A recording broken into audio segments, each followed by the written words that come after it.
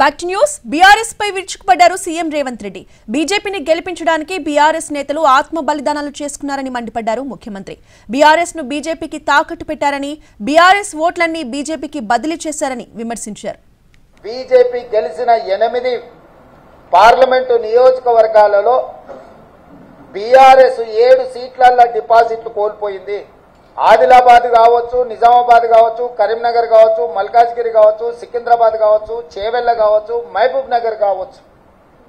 ఈ 7 పార్లమెంటు నియోజకవర్గాలలో బీఆర్ఎస్ డిపాజిట్లు కోల్పోయి బీజేపీని గెలిపించడం ద్వారా బీఆర్ఎస్ నాయకులు ఆత్మ బలిదానం చేసుకొని అవయవ దానం చేసిండ్రు బీజేపీకి.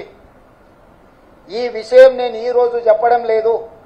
ఎన్నికల ప్రక్రియ మొదలైనప్పుడే స్పష్టంగా పార్లమెంటు నియోజకవర్గాల వారీగా బలహీనమైన అభ్యర్థులను పెట్టి బీఆర్ఎస్ శ్రేణులను బీజేపీకి పని చేపిస్తున్నాడు చంద్రశేఖరరావు అని చెప్పి నేను స్పష్టంగా నిర్దిష్టమైన ఆరోపణ చేసిన